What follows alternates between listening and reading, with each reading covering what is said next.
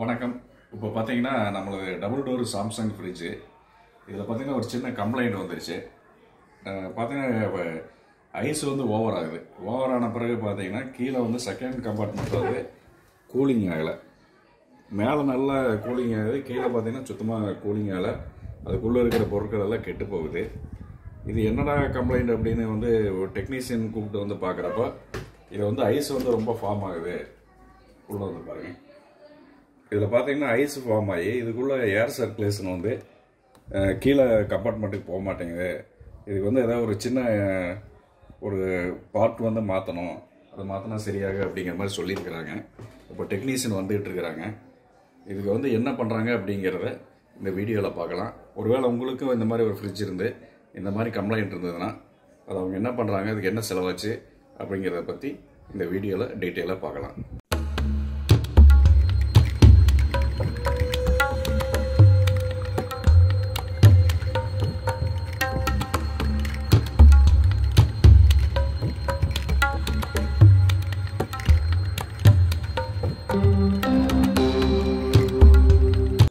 இப்போ இது பார்த்தீங்கன்னா கஸ்டமர் வந்து ஃப்ரிட்ஜு கம்ப்ளைண்ட் கொடுத்துருக்காங்க. இது ஃப்ரிட்ஜு என்ன கம்ப்ளைண்ட்னா, இது டபுள் டோர் ஃப்ரிட்ஜு. கீழே வந்து கூலிங் இல்லை, மேலே கூலிங் இருக்குது அப்படின்னு வந்து சொல்லியிருக்காங்க. இந்த ஃப்ரிட்ஜு காமிச்சிக்கோங்க. இது வந்து டபுள் டோர் ஃப்ரிட்ஜு, ஓகேங்களா? டபுள் டோரில் கீழே வந்து கூலிங் இல்லை, மேலே வந்து கூலிங் இருக்குது அப்படிங்கிற கம்ப்ளைண்ட் வந்து சொல்லியிருக்காங்க இந்த ஃப்ரிட்ஜில். அப்படியே உள்ளே இருக்காங்க. இப்போ இந்த மாதிரியான கம்ப்ளைண்ட்ஸ் வந்து ஏன் வருது அப்படிங்கிறது பார்த்தீங்கன்னா, இதுக்கு இப்போ வந்து இது வந்து பேனல், கூலிங் பேனல். இந்த பேனலை வந்து நம்ம ரிமூவ் பண்ணோம்னா உள்ளார பார்த்தீங்கன்னா உள்ளார ஒரு ஹீட்டர் இருக்கும், ப்ளஸ் ஒரு பயோமெட்டல் இருக்கும். இது ரெண்டுமே வந்து இது ஒர்க் பண்ணலை அப்படின்னா இந்த மாதிரியான கம்ப்ளைண்ட்ஸ் வந்து வரும். அதாவது மேலே மட்டும் கூலிங் இருக்குது, கீழே கூலிங் இல்லைன்னு. இப்போ இது ஒர்க் பண்ணணும்னா பார்த்தீங்கன்னா ஐஸ் ஃபார்மினேஷன் வந்து இதில் அதிகமானது இருக்கும், அதிகமாக ஃபார்ம் ஆகும். கூலிங் காயிலில் ஃபுல்லாக ஃபார்ம் ஆகிட்டு இருக்கும். இப்போ கூலிங் காயிலில் ஃபார்ம் ஆகும்போது கீழே வந்து டக்ட் வந்து ஃபேன் மூலிமா ஒர்க் ஆகாது. கீழே வந்து டக்ட் ஒர்க் ஆகாது. இப்போ டக்ட் ஒர்க் ஆகலை அப்படின்னா தான் உங்களுக்கு கீழே கூலிங் இல்லைங்கிற இது இருக்குது. இது ஒன்றும் இல்லை, சிம்பிள். இதில் ஸ்க்ரூ 2 இருக்கும். அந்த ஸ்க்ரூ கழட்டிட்டு இந்த பேனல் கழட்டிட்டிங்கன்னா இந்த அழகாக இந்த பேனல் வந்து வந்துடும். இது வந்ததுக்கப்புறம் பார்த்தீங்கன்னா கீழே ஹீட்டர் இருக்கும். இது சாம்சங்கோட ஹீட்டர். சாம்சங் சர்வீஸ் சென்டரில் கேட்டாலும் வந்து அவைலபிலிட்டி இருந்ததுன்னா அவங்க அவைலபிள் பண்ணுவாங்க. செகண்ட் பயோமெட்டல் ஆல்சோ, அதுவுமே சேம் டைம் மாற்றிக்கோங்க, ஓகேங்களா? இது ரெண்டையுமே சேஞ்ச் பண்ணிவிட்டு நீங்கள் ரன் பண்ணிங்கன்னா ஃப்ரிட்ஜ் வந்து ஆஸ் யூஷுவல் கண்டிஷனுக்கு வந்து நார்மலாக ஓடிட்டுருக்கும். அது பழைய உங்களுக்கு எப்படி கரெக்டாக ஓடிட்டு இருந்ததோ அந்த ஒரு சுச்சுவேஷனுக்கு வந்து ஃப்ரிட்ஜ் வந்து வரும், ஓகேங்களா?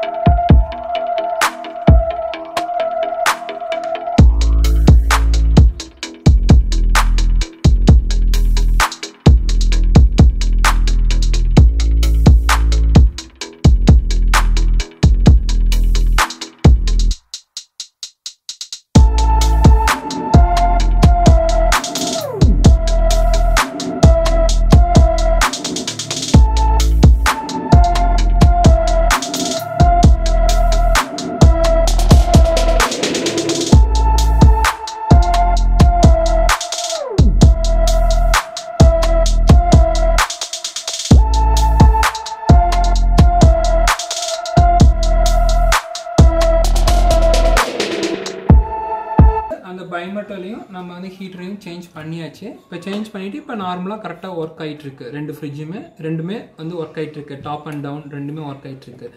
செகண்ட், ரெண்டுமே ஒர்க் ஆகுது அப்படிங்கிறது இன்னொன்று ரீசன் இருக்குது. கொஞ்சம் உள்ள வாங்க.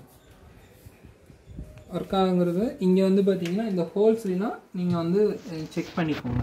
இந்த ஹோல்ஸ்லாம் பார்த்தீங்கன்னா இப்போ ஃபேன் மேலே ஓடி டக்ட்டு கரெக்டாக ஒர்க் ஆகுதுன்னா இந்த ஹோல்ஸ்லாம் ஏர் த்ரோ வந்து பண்ணணும். மேலேருந்து கரெக்டான முறையில் ஃப்ளோயிங் ஆகணும். ஏர் ஃப்ளோ ஆச்சுன்னா மட்டும்தான் கீழே கூலிங் வந்து வரும். ஓகேங்களா? நீங்கள் எல்லாம் கிளியர் பண்ணதுக்கப்புறம் இது செக் பண்ணணும் இதெல்லாம் கரெக்டாக ஒர்க் ஆகுதான்னு. இங்கே கரெக்டாக இங்கே ஏர் ஃப்ளோ காற்று வரல அப்படின்னா இது கரெக்டாக ஃபங்க்ஷன் ஆகலை, நீங்கள் ஏதோ மிஸ்டேக் பண்ணியிருக்கீங்கன்னு அர்த்தம். ஓகேங்களா? இது எல்லாமே கரெக்டாக நீங்கள் வந்து செக் பண்ணணும்.